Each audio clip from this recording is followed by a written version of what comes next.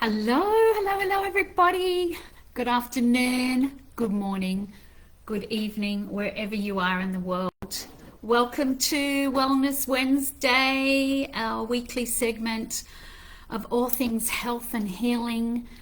And today I'm really excited because I get to share a really personal story of mine, which I don't speak about that often. I was doing some reflection this morning about this and oh wow, it's and so much came up for me in reflecting back of to where I was and how this changed my life. And it's about a book that I read many years ago, that Louise Hay wrote, and it changed my life. It literally changed my life.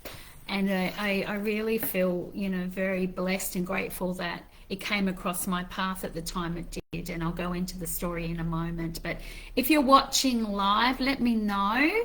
Love to know if you're here, or if you're watching the replay. I would also love to know if you are here. And yeah, so let's dive in. It's you can heal your life. And this was the 25th anniversary edition. This is the original one that I read, but as I go into the story, you'll hear more about how this one came about. And I'd love to just start, as we always do, with a grounding breath so that we can just be present for this time, this 20 minutes or so,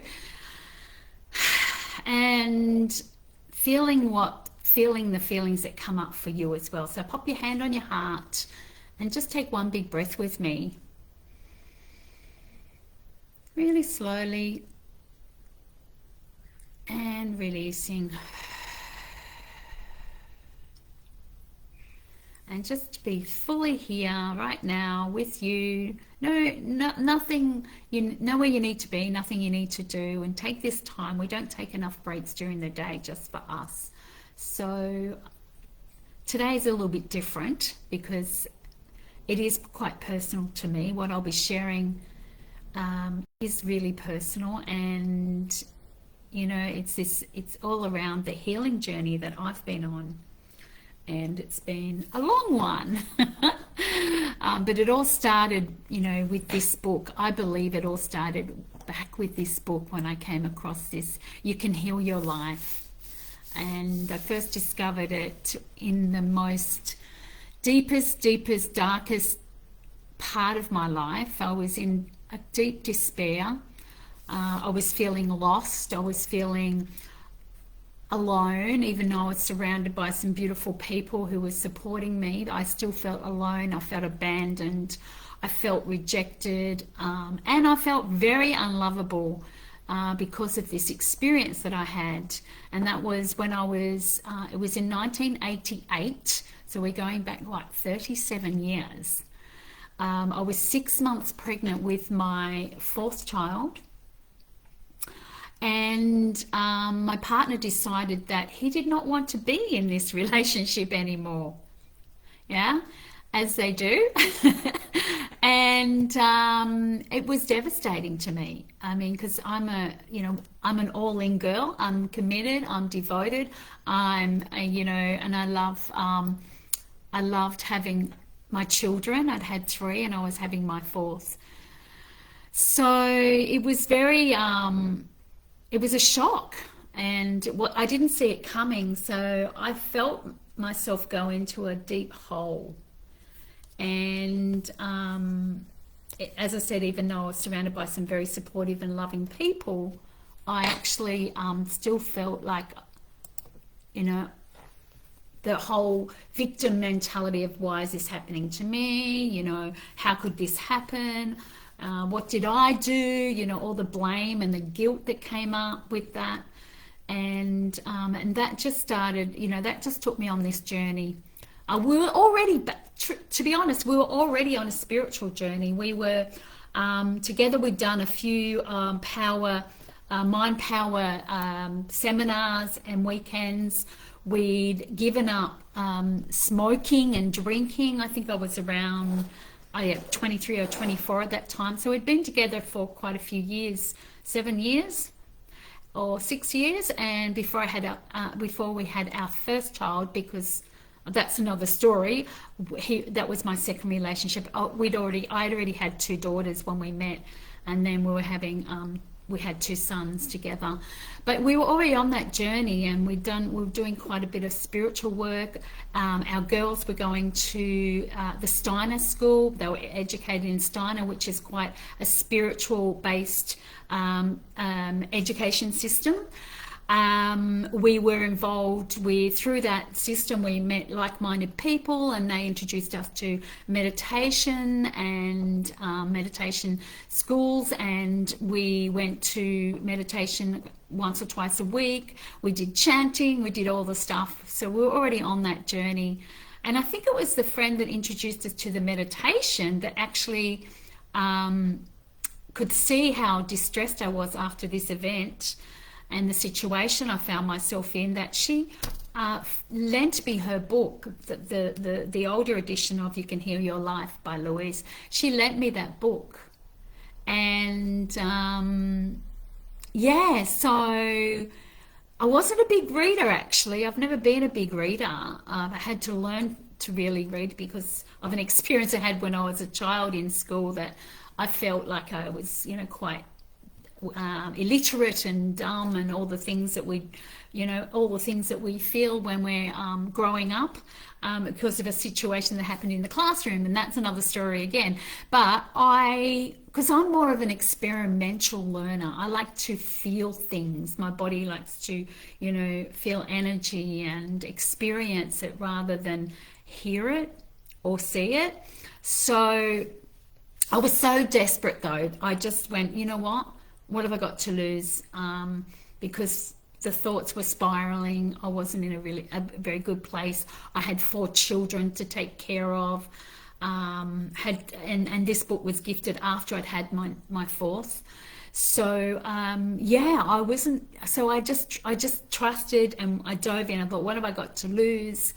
And this is where my own healing started, really. Okay, because I was desperate. And everything she wrote in this book, I just was like, oh my goodness. I want to give you a little bit of a synopsis of her philosophy around what she teaches. And I'm sure a lot of you have heard of her or may have read the book yourself, but her philosophy is based all around we each are responsible for our own experiences. Every thought we think is creating our future. The point of power is always in the present moment. Let these things land, because sometimes we don't want to believe them, right? Everyone suffers from self-hatred and guilt. Whoa, the bottom line for everyone is I'm not good enough. True. It's only a thought, and a thought can be changed. We create every so-called illness in our body. Resentment, criticism, and guilt, and the most damaging patterns. Releasing resentment will dissolve even cancer, because Louise went through this herself. She's experienced this. Within 6 months of her diagnosis, she healed herself. And with lots of other things, but mainly through changing the beliefs and the thoughts. We must release the past and forgive everyone. And I want to include in that everyone, even ourselves. We must be willing to begin to learn and love ourselves. That's a big one. Self-approval and self-acceptance are the keys for positive change. Okay, I'll say that again. Self-approval and self-acceptance is in the now, in the moment, are the keys for positive change, in the now. And when we really love ourselves, everything in our life works. So this is the basis what I'm going to share with you today, because it's exactly what I experienced personally by reading her book this is 37 years ago.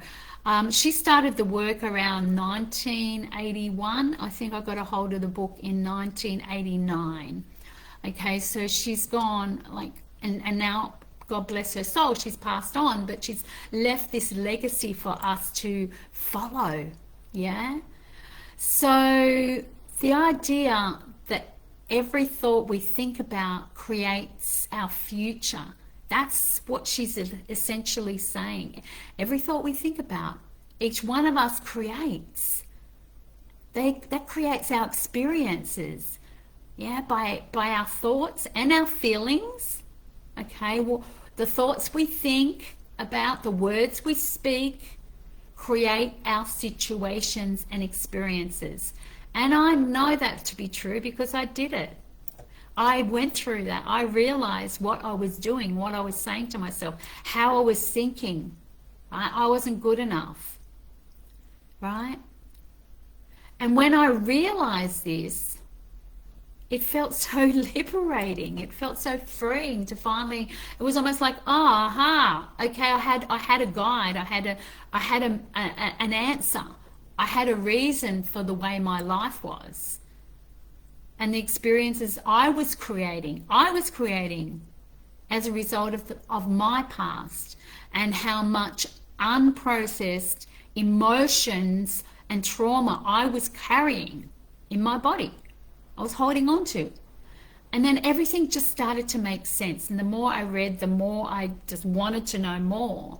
And in this book, if you ever want to read it, I would definitely recommend it, she gives you exercises to do. So it's not just a book to read, it's a book to embody, to do the exercises and start, transforming your own life. And it's truly phenomenal what happened for me. But years later, she was coming to Australia to do a seminar, a weekend seminar with a whole lot of other spiritual leaders, and she was coming to Sydney, which was the city I was living in at the time, and she was on the speakers list, and I got so excited. I thought, I just have to go and meet Louise and just share with her how her philosophy changed my life. So I got to meet her in person, and I told her, how much her teachings meant to me and what happened for me as a result of reading that book back in 1989, and how incredibly abundant my life was as a result. And I bought this edition at that event, which is the 25th anniversary edition, which is phenomenal. She was already 25 years in the work, or written the book. She'd been doing the work prior to that. Actually, I think the first book was 1984. She started the work in 1981 in ministry. And you get the book, you'll read her story. It is absolutely phenomenal. And she wrote in the book for me, "Life loves you, and so do I." Louise Hay with a little love heart like a balloon. I mean, how cool is that? And I've just cherished this book for so long. It's like I guess it's my go-to now. I live my little Bible that I go to specifically because she talks about different ailments in the body that are causing, or diseases that are caused from emotions, unprocessed emotions that we hold in our body. And there's a reference at the back that you can look it up and really feel into if it's true or not for you with what you're going through at any stage or any time. But yeah, being in her presence really reinforced that everything I'd learned, that I was doing, the work that I was doing, was a lifelong journey. It's something you just don't do. It's something you have to continue to do throughout your life, because there's so many layers, so many unconscious layers that we don't always see, and we have to keep doing the work to keep becoming a better version of ourselves. And this journey of that becoming for me, and having the life that I created as a result of this very first step, right, it stayed with me forever to this day, because it was the beginning of something incredible, something magnificent that changed my life significant in a lot of ways, in so many ways, even through the hard times after reading the book, after having the experience, that first initial experience. There was other experiences, but I had the foundation that helped me shift through or move through those experiences much more easier, because I knew everything was happening for me to go deeper, for me to find a better version of me, to heal the part of me that I hadn't yet seen yet, I hadn't wanted to see, because there was so much trauma underneath. And so everything was happening for me was what drove me, and looking at it from that perspective, to be able to shift it in that, as I was moving through what was going on. There was a time when I was homeless with 4 children. Like, it was so incredibly powerful to have the tools, the initial foundational tools, to keep me moving through life and living the life that I knew I wanted to have and deserved for myself and my children, you know. And I have this, later in life, I heard this saying by one of my personal spiritual coaches that said, new devil, new levels. Anytime something comes up, it's an opportunity to go to a new level of your own life. And so I never got caught up in the poor me cycle, you know, that victim mentality, from that day on. And I knew that life was just going to get better and better, and each experience was for me to go deeper, to experience that new level. So a couple of principles that I took when I was reflecting back on the book today was, one was, the body keeps the score of what the mind believes. Let me repeat. The body keeps the score of what the mind believes. What does that mean? Well, the body's like a mirror of our inner thoughts and our inner beliefs that unconsciously we don't often even know that they're there. So it's running automatically, and every cell in your body responds to those thoughts, to every single thought and every single feeling that we have, and every word we speak. Our words have power, and they create our reality.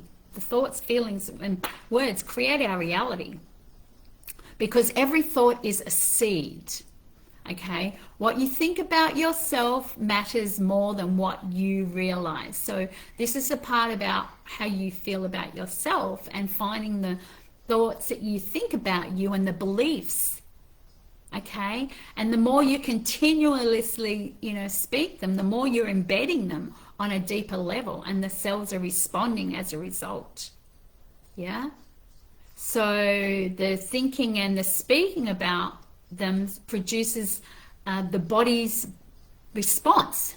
So the behaviors that we do, or the postures that we carry or create, this all is a part of what creates ease in our life and in our body, ease in our body, and ease in, and dis-ease, okay, dis-ease, 2 words, in our bodies. So if you look around you in your workspace, in your environment, in the community, when you're out shopping, and look around at you and see how people move, how people express themselves, how they hold themselves, how they look with, maybe they've got a look of worry, you can generally feel like, well, they're carrying something deep that they actually haven't seen yet. And if you look at older people, like people maybe my age and more, not older, but I'm 65 this year, and look at their faces and their bodies, are they crippled over? Are they energetic? Are they moving freely? Are they holding themselves, in a way that's free and easy? And you can generally tell that they're most likely have a lifetime of thinking patterns that have created, that they've created in their body physically. And you can look at the state of the world, look at the health of the world, so we can start to see, those patterns, how they create our physical health. Yeah. So yeah, it's such an empowering and powerful concept, isn't it? When we can look at it from that perspective and start to see our own patterns of thinking and feeling and being and saying what we say. And I see this a lot, and the power of her work is in what she teaches. The core is in affirmations. And I know a lot of people go, oh, affirmations don't work. I've heard that before. I've heard that a lot. Affirmations don't work.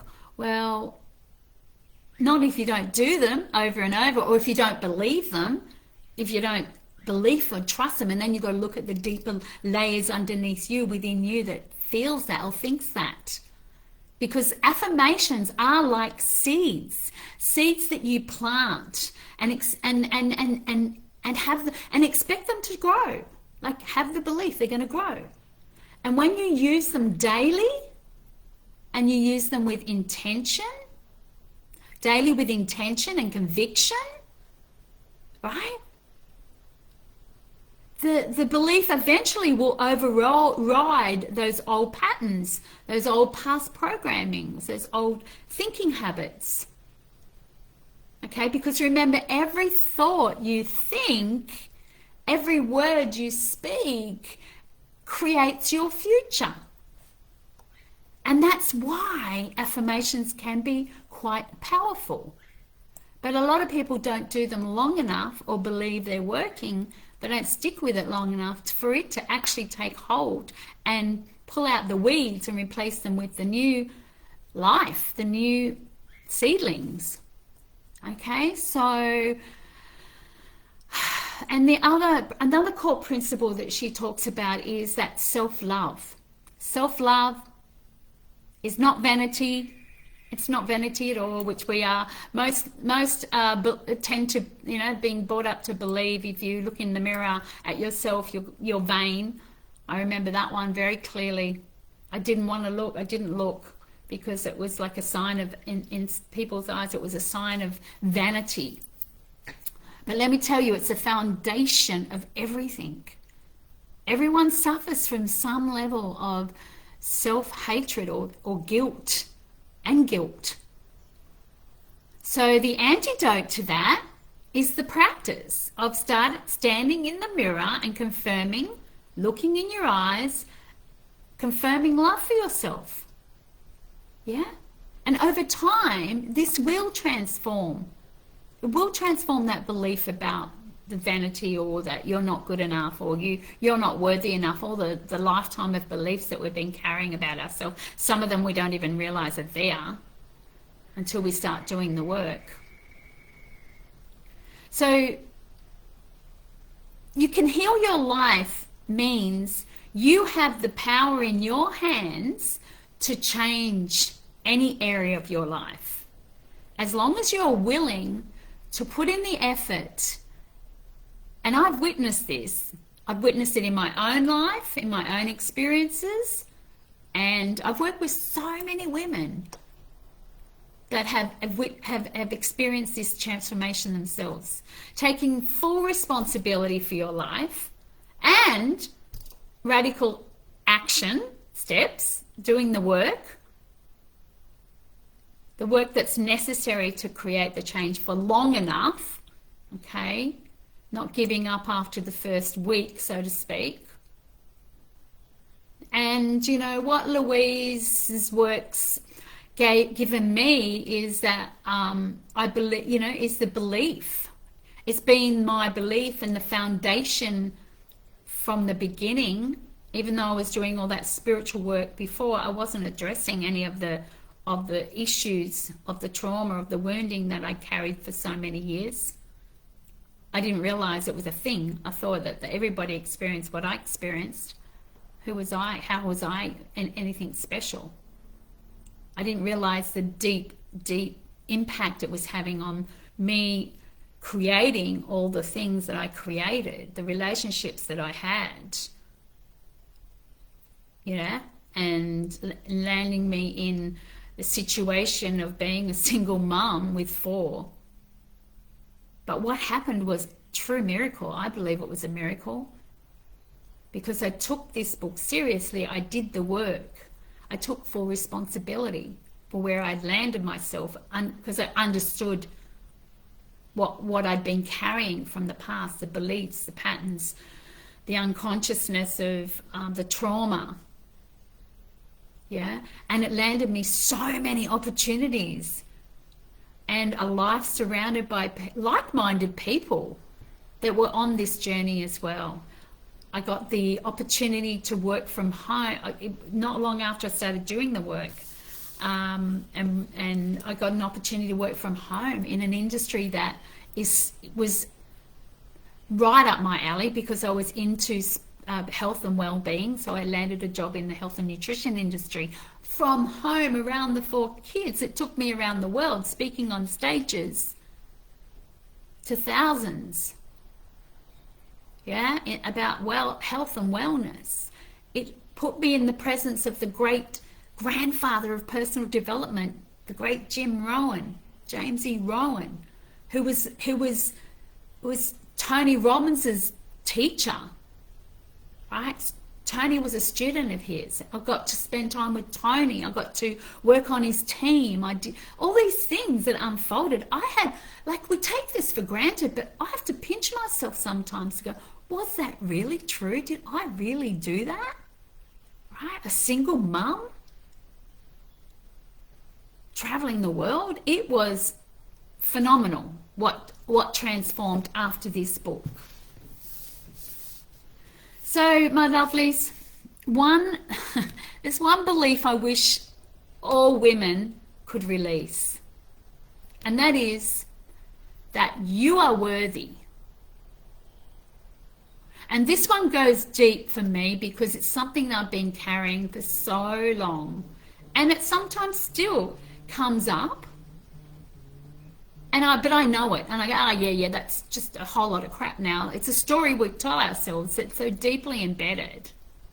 And it's usually when I'm about to jump into something big, something new, something that I, sometimes don't even believe I can do, but I do. And I push myself to do it because I know it's going to change my life.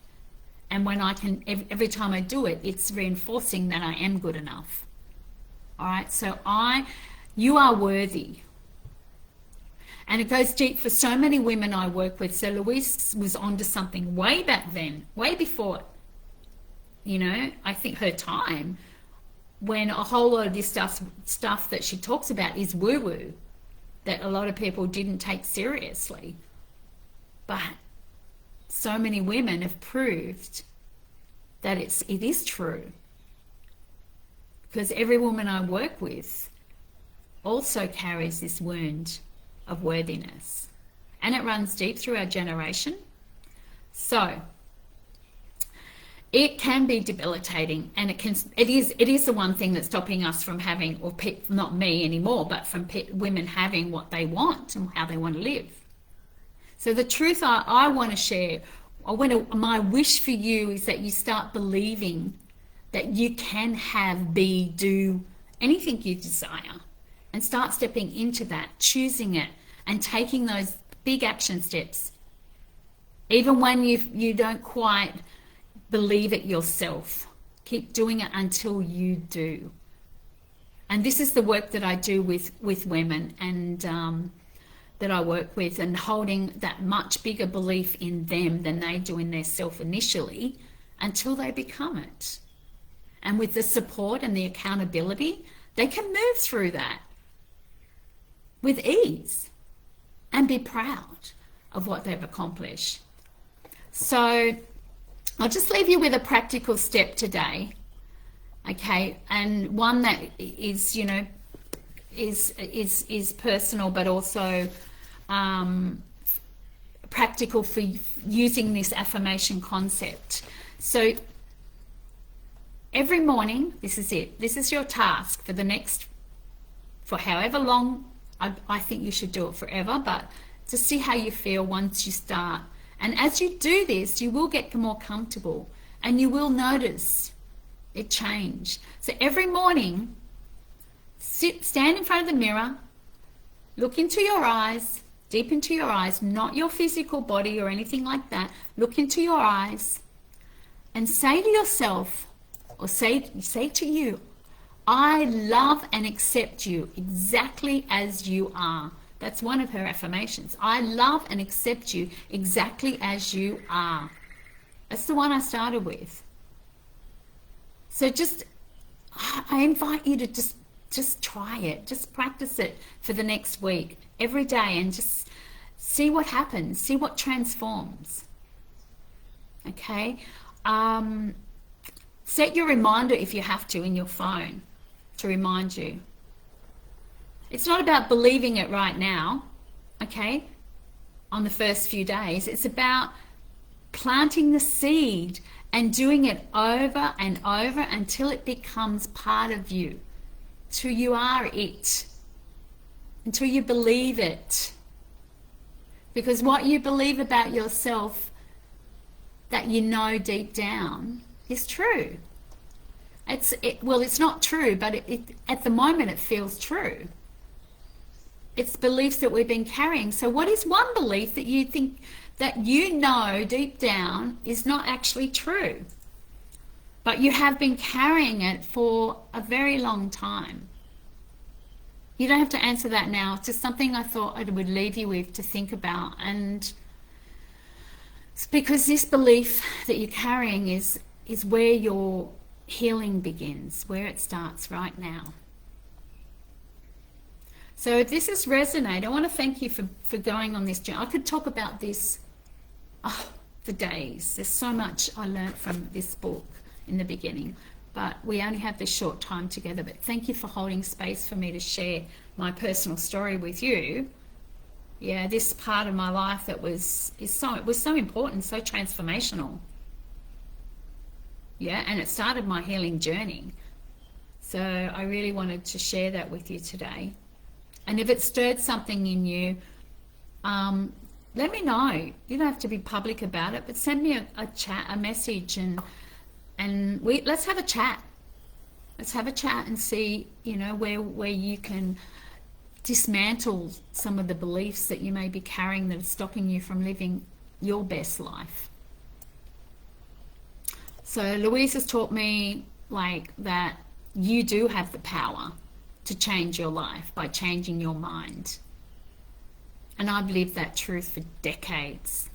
And I believe it's available for every single woman on the planet and every single woman in this space. Okay, so send me a message. Lots of love.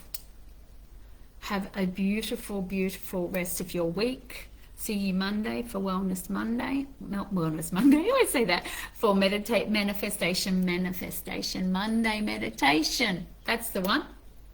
Lots of love, everyone. See you soon. Bye for now.